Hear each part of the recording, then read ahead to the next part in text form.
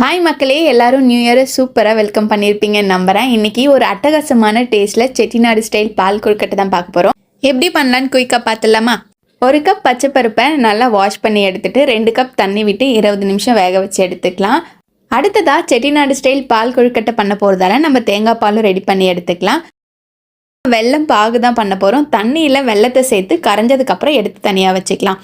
ஒரு பாத்திரத்தில் அரிசி மாவு, உப்பு, நெய் சேர்த்து சூடான தண்ணியும் சேர்த்து மாவு பசைஞ்சு குட்டி குட்டி பால்ஸ் ரெடி பண்ணி எடுத்து வச்சுக்கலாம். பால் கொழுக்கட்டையை வேக வைக்கிறதுக்கு 4 கப் தண்ணீர் விட்டு நம்ம ரெடி பண்ணி வச்சுருக்க பால்ஸையும் போட்டு கூடவே 1 ஸ்பூன் நெய் விட்டு வேக வச்சு எடுத்துக்கலாம்.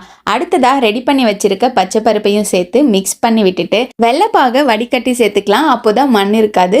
கூடவே தேங்காய் பாலையும் சேர்த்து ஏலக்காயும் சேர்த்தோன்னா சூப்பரான அட்டகாசமான டேஸ்ட்டில் செட்டிநாடு ஸ்டைல் பால் கொழுக்கட்டை ரெடி.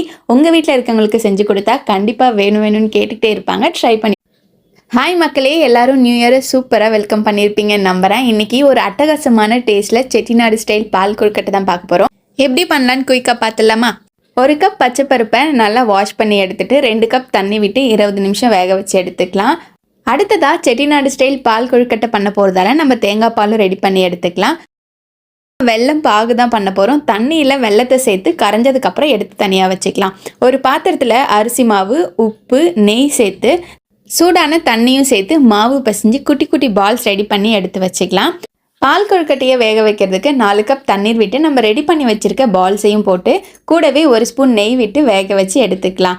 அடுத்ததாக ரெடி பண்ணி வச்சுருக்க பச்சை பருப்பையும் சேர்த்து மிக்ஸ் பண்ணி விட்டுட்டு வெள்ளைப்பாக வடிகட்டி சேர்த்துக்கலாம். அப்போ தான் மண் இருக்காது. கூடவே தேங்காய் பாலையும் சேர்த்து ஏலக்காயும் சேர்த்தோன்னா சூப்பரான அட்டகாசமான டேஸ்ட்டில் செட்டிநாடு ஸ்டைல் பால் கொழுக்கட்டை ரெடி. உங்கள் வீட்டில் இருக்கவங்களுக்கு செஞ்சு கொடுத்தா கண்டிப்பாக வேணும்னு கேட்டுக்கிட்டே இருப்பாங்க. ட்ரை பண்ணி